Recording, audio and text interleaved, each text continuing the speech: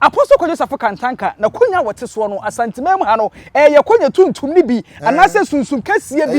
ene ye nsu ade akonya tuntum on sa tete na akonya tuntum bia no ne de nipa ne ma akonya tuntum okay oba on fa be ma da be ma on fa oba da ene na ne de sacrifice e ma ye nkonya enti na ma Africa ye sunsum sema no wo hye no ne ye prince ase ne ye bibia wie na konfa no kyese da bi yensa mfa nipa nya amamere bi to wo kire mmoa ye mfa nya amamere ma nkonya no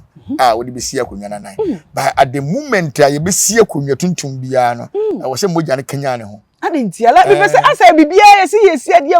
moja are de moja de twetwa ye mfuru ma na o na se Ghana national anthem no unimto minimto ye ala assassin yes to kakrai yenara ya assassin black power me fancy black power we so na ye de baso na ewu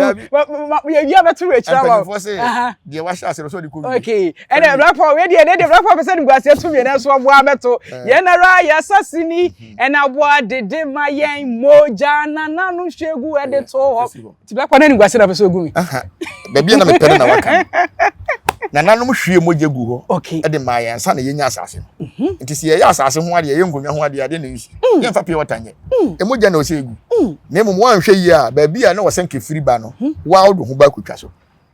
nti dia wo sa adwasafo wa ne ho to no wo ba wo so hunu se odi agoro wo nkonwa no ho a wo de ne nkwa betwa so wa konwa no ho obi kra begina ba bia tutu ama na koka no so ade a wo ye ne papa bonyo so nkonwa ne bonyo so ana oba de